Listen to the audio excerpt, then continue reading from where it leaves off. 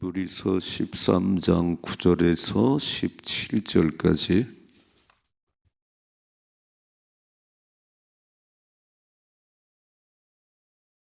히브리서 13장 9절부터 17절까지 말씀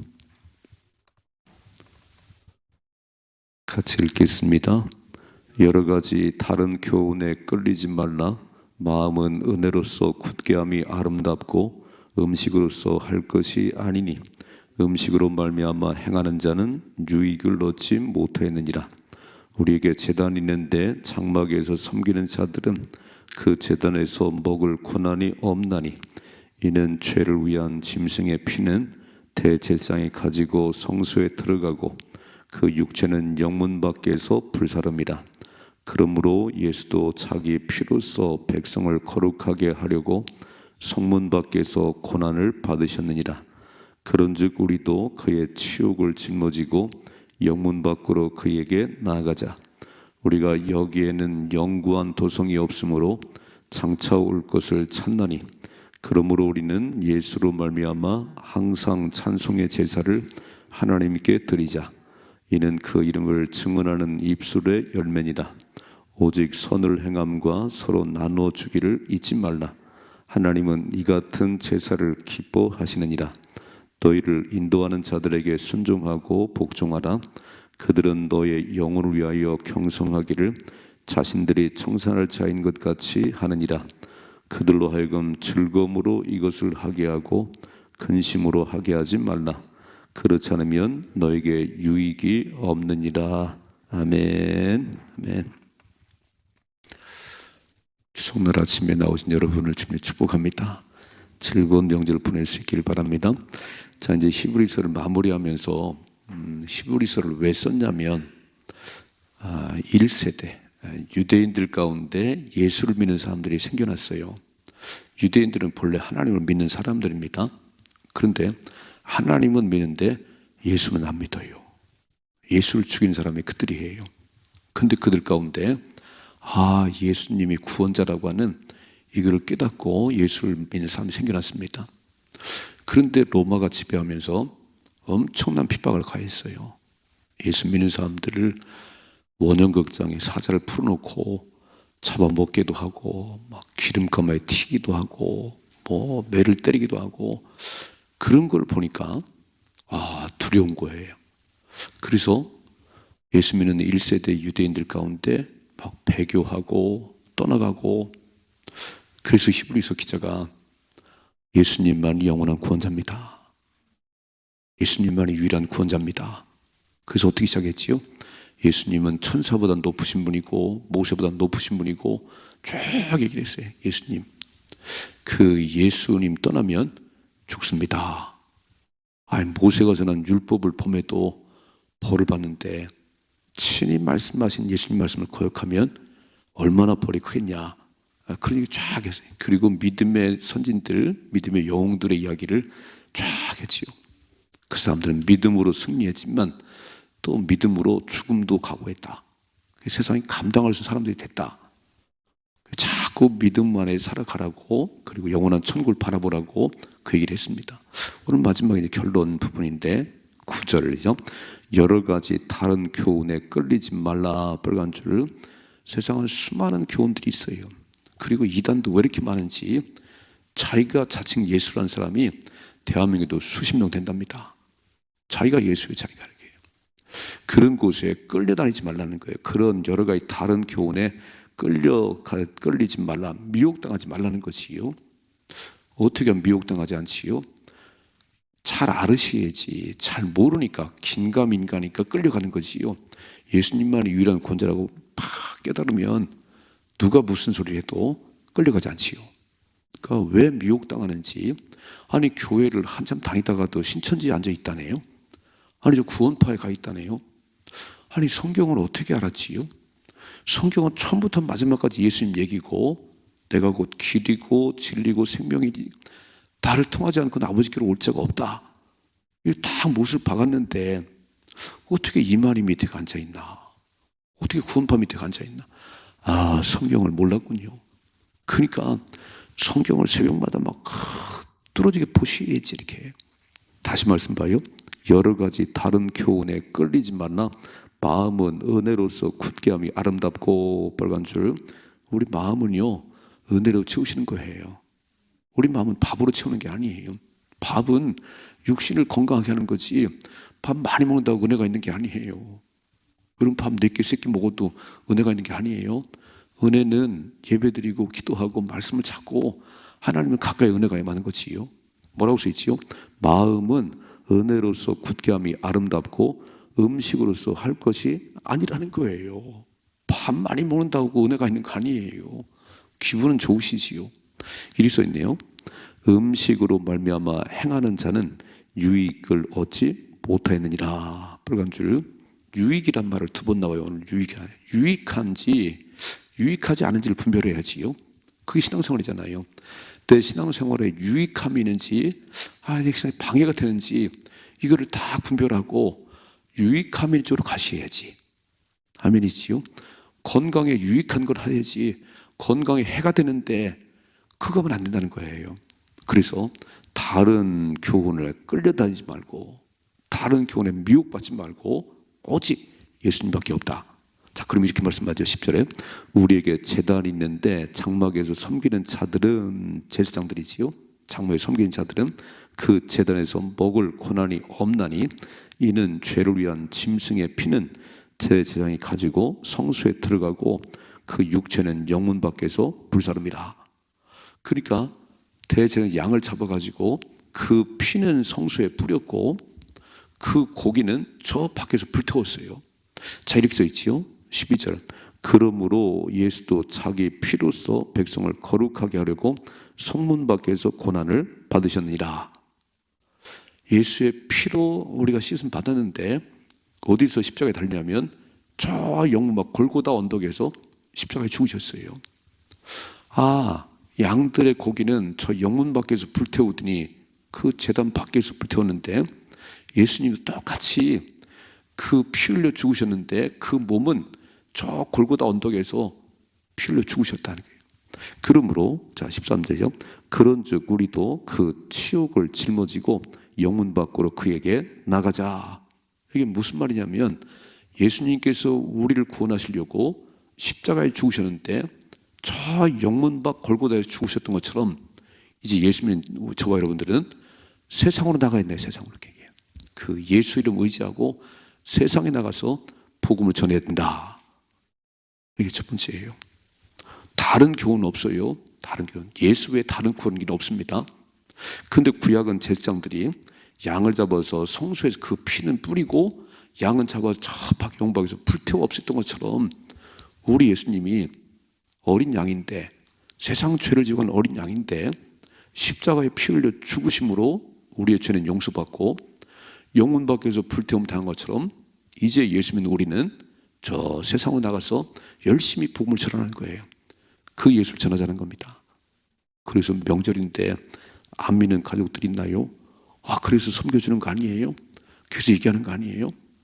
전대문을 열어가십니다. 예수님밖에 구원의 길이 없는데. 자, 2번째 보세요. 14절. 우리가 여기에는 영구한 도성이 없으므로 장차 올 것을 찾나니. 그렇죠? 이 땅은 우리가 참 그렇게 열심히 살지만 100년을 사는 사람 별로 없습니다. 100년 넘게 사는 사람 별로 없어요. 수명이 길어졌다고요? 90은 넘게 사시는 것 같아요. 그런데 영원한 천국에 비하면 점에 불과하지요? 점에 불과하지 뭐. 저희가 30년 됐잖아요. 30년을 이렇게 늘어뜨리면 긴 것 같지만 이렇게 빨리 지나갔나? 벌써 30년이 됐나? 금방 지나갔고요. 60을 살으셨어요. 여러 가지 일들을 많이 겪었지만 벌써 60년이 지났나? 70년 지났나? 그게 느껴지지요. 뭐라고 써있냐면 이렇게 써있어요. 우리가 여기에는 영구한 도성이 없으므로, 영원한 것이 없으므로 장차 올 것을 찾는다는 거예요. 그러니까 천국을 소망하는 저와 여러분들은 어떻게 살아가야 되냐? 첫째로 이렇게 써있네요. 그러므로 우리는 예수로 말미암아 항상 찬송의 제사를 하나님께 드리자. 이는 그 이름을 증언하는 입술의 열매니라 그랬어요. 입술의 열매. 여러분, 나무는 열매를 보아서 살 수 있잖아요. 열매를 보아서 사과나무구나, 배나무는 알 수 있잖아요. 아니 열매가 없을 때는 몰라요. 배나무인지 사과나무인지 감나무인지. 근데 가을에 보니까 감나무였네요. 배나무였네요. 딱 보이잖아요. 이렇게 찬송의 제사를 드리는데 다윗은 이렇게 말했어요. 찬송 한 곡절을 불러드림이 올림이 황소 한 마리 드림보다 더 낫다 그랬어요. 놀랍지요? 찬송을 한 곡 불러드리는 것이 황소 한 마리 드림보다 더 낫다. 그래서 우리는 늘 흥얼흥얼 하는 거예요. 그래서 지금 오늘 아침에 찬송 황소 한 마리 올려드렸잖아요. 찬송의 제사를 이게 입술의 열매라는 거예요. 그러면 찬송을 안 하면 뭘 할까요? 그럼 세상 노래 불러요? 예수 믿기 전에 그랬지. 예수 믿기 전에는 다 노래방 가서 막 세상 유형 불렀는데 딱 예수 믿고 나서는 안 부르지요. 그럼 안 부르지요. 오직 주님을 높이는 찬양만 하지요. 아멘이시지요? 야, 어떤 교회에서요 구역장 나들이를 가는데 이제 버스를 타고 막 이제 가잖아요. 그러면 노래를 한마디씩 하잖아요. 이렇게 노래를 해요. 대전에서 출발해서 저 부산을 가면 이제 주풍령을 넘어가기 시작하면 처음엔 찬송가를 부르다가 주풍령 넘어가면 유행가로 바뀐다네 이게. 그게요. 야구는 그랬어요. 한 입으로 어떻게 찬송과 저주가 나오냐? 어떻게 한 샘에서 단물과 쓴물이 나올 수가 있냐? 그게 이치가 아닌데 예수님이 주인된 우리는 주풍령을 넘어가든지 대관령을 넘어가든지 여전히 찬송을 불러야 되는데 이상하네. 마음이 풀어졌는지 다시 또 막 세상 노래가 나오기 시작한다는 거예요. 우리는 예수님이 딱 내 주인 되면 주님만 찬양하는 노래를 부릅니다. 아멘이시지요? 어떤 분들은 노래를 너무 좋아해가지고 세상 노래든 찬송이든 막 다 불러요. 모르겠어요. 근데 진짜 예수가 주인 된 우리는 주님만 높이는 찬양을 하는 거예요. 뭐라고 써있지? 다시 한번 읽어봐요. 15절요. 그러므로 우리는 예수로 말미암아 나를 구원하신 예수님 때문에 난 입만 열면 예수님 찬양하네요. 오늘 불렀지요? 내 구주 예수를 더욱 사랑. 내 구주 예수를 더욱 사랑. 숨질 때까지 내 주 예수를 더욱 사랑. 이게 구원받은 백성들의 찬송이 아니에요? 근데 그런 찬송의 제사를 하나님께 드리자. 이는 그 이름을 증언하는 입술의 열매다. 그래요. 두 번째 16절이죠. 오직 선을 행함과 서로 나눠주기를 잊지 말라. 하나님은 이 같은 제사를 기뻐하시네요. 그랬어요. 이건 삶의 제사라네요. 선을 행하고 나누기를 좋아하는 이건 삶의 제사다. 자, 찬송의 제사는 입술의 열매고 선을 행하고 나눠주기를 좋아하는 이런 삶은 삶의 제사라네요. 삶의 제사. 이것이 구원받은 백성의 삶이다. 여러분, 구원받은 백성들이 악을 행하겠어요? 어떻게 하면 저 사람을 막 속여서 저 사람한테 등을 쳐서 돈을 빼앗나, 이런 생각할 사람 없지요. 예수 믿는 사람은 그렇게 안 살지요. 그리고 그냥 나눠주려고 그래. 이렇게. 어차피 내 것이 아니니까 다 주신 거니까, 하나님이 주신 거니까. 욥이 그랬지요. 동방의 제일 큰 부자, 동방의 최고의 갑부인데 하룻밤 사이에 다 없어졌어요. 하룻밤 다 잃어버렸습니다. 그러면은 정신이 나가야 되는 거 아니에요? 근데 이렇게 말하지요. 주신 분도 하나님, 가져가신 분도 하나님. 그러니까 이 땅에 사는 동안 지금 내게 주셨어요. 하나님께서. 내가 열심히 노력했지만 노력한다고 다 되는 게 아니에요. 신명기 8장을 보면 재물 얻을 능력을 하나님 주셨느니라. 우리가 돈을 모을 수 있는 재물 얻을 능력을 하나님 주셨기 때문에 내게 지금 있는 것이지, 재물 얻을 능력이 없는데 일은 죽어라 하는데 돈이 안 벌리잖아요. 지금 참 어렵다고 그러대요. 돈을 벌어도 이자를 갚을 수 없는 사업장들이 있어서 문 닫는 데가 많답니다. 안 되는 거잖아요. 돈을 벌 수 있는 재능을 주셔야지, 하나님께서. 그래서 내게 주신 것들은 하나님 주신 거니까 물질의 선한 청지기가 되셔서 나누는데 거지가 안 되네요. 잠언의 말씀은 흩어 구제해도 결코 가난하게 되지 않느니라. 흩어 구제하면 하나님이 누르고 흔들어 넘치도록 채워주느니라. 이 원리를 아는 사람이 우리잖아요. 그래서 16절, 오직 선을 행함과 서로 나눠주기를 잊지 말라. 하나님은 이 같은 제사를 기뻐하시느니라. 또 하나 17절에요. 너희를 인도하는 자들에게 순종하고 복종하라. 그들은 너의 영혼을 위하여 경성하기를 자신들이 청산할 자인같이 하느니라. 그들로 하여금 즐거움으로 이것을 하게 하고 근심으로 하게 하지 말라. 그렇지 않으면 너에게 유익이 없느니라.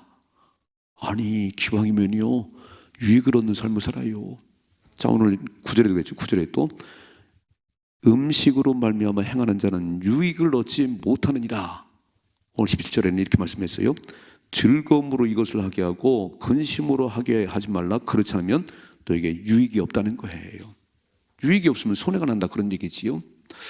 엘리사 시대 때에 수넴 여인이 엘리사하고 사환이 자꾸 그 앞을 지나가는 거예요. 그 앞을 지나가니까 자기 남편에게 선지자가 우리 앞에 다 지나가는데 가다가 쉴 수 있도록 그 다락방 하나 좀 꾸며 주십시다. 이렇게. 그래서요 다락방 하나를 잘 꾸며서 엘리사 선지자님 지나가실 때 여기서 쉬고 가세요. 그랬더니 엘리사가 너무 고마운 거예요. 사환아, 이 집에 뭐가 필요한지 살펴봐라. 그랬더니요 애가 없네요. 애가 없어요. 그래서 그 집에 기도해가지고 하나님이 애를 주셨어요. 아들을 줬어요. 이쁘잖아요. 생각이. 수녀 여인 생각이 너무 이쁜 거예요. 엘리사 선자가 사환하고 다리 앞을 지나가는데 여보 집 하나 꾸리면 좋겠어. 그냥 쉬고 가시게. 그래서 그 일을 했더니 애기가 없는 그 집에 아들이 생겼어요. 여러분 빌립보 갔을 때 루디아라고 하는 자주장사 큰 사업을 하는 여인이 바울의 말을 들었습니다. 그러니까 딴 데 가지 마시고 우리 집에 오세요. 우리 집에. 그래서 먹을 것 잠잘 것 다 해결해 줬어요. 그 온 집안이 구원받았습니다. 여러분 오늘 말씀하잖아요. 너희를 인도하는 자들에게 순종하고 복종해라. 기쁨으로 사역할 수 있게 해라. 아이고 근심이 많고 염려가 많고 그러면은 내가 유익이 없다는 거예요. 내가 이렇게. 기왕이면 유익한 삶을 사십시다. 그래야 복을 받는 거 아니에요? 예수 잘 믿고 복을 받으셔야 되는 거예요. 자, 오늘 두 가지 얘기했어요. 다른 교훈에 끌리지 마라. 예수님 밖에는 구원의 길이 없습니다. 예수님 밖에는. 그래서 예수님 밖에 구원의 길이 없는 우리는 그 예수님을 자랑하셔야 되는 거예요. 세상 밖으로 나가서 자랑하셔야 돼요. 두 번째, 이 땅이 영원한 것이 아니라는 걸 잘 아는 우리는, 영원한 천국을 바라보는 우리는 찬송의 제사를 드리셔야 돼요. 그 입술의 열매입니다. 삶의 제사를 드려야 돼요. 선행과 나눔을 잘 하셔야 돼요. 세 번째, 그들을 이끄는 인도하는 사역자들, 교사들, 강사님들에게 잘하시라는 거예요. 기왕에 기뻐서 그 일을 감당할 수 있도록 그렇게 하시면 내가 유익이다. 내가 복을 한다. 반대로 행하면 별로 유익이 없다는 거예요. 그럼 손해 난다는 거잖아요. 멋지게 살아요. 믿음을 사십시다. 우리는 이 땅이 전부가 아니에요. 100년도 못 사는데 뭐 그렇게 살 거 뭐가 있어. 잘 믿음 가운데 살아가시면서 복을 받으시고 나눌 것이 많은 삶을 사십시다. 왜 우리가 부자가 되냐면요, 예수 믿는 사람이 부자가 돼야 돼요.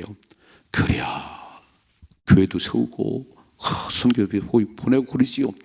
우리 가난해 봐요. 그러니까 기도를 세게 하셔야 돼요. 하나님 사업장에 복을 내리셔서 교회를 10개 세우게 하시고 작은 교회를 돕게 하시고 할 수 있도록 하나님 나에게 물질을 주세요. 아멘이시요? 우리는 뭐 돈 많다 자랑하려고 싶은 게 아니에요. 우리는 돈이 많아야 돼요. 왜 이렇게 손 벌리는 데가 많은지. 선교사님들이 한국에 나오기만 하면 뭐 해줘요. 부자가 돼야지. 부자가. 우린 부자가 될 이유가 있어요. 새벽마다 기도하십시다. 하나님 물질 좀 많이 채워주세요. 선한 사회 부하게 살아가겠습니다. 가장 자기만 하는 게 아니잖아요. 승리하십시다. 이런 삶의 축복이 임하기를 주님의 축원합니다. 기도하겠습니다.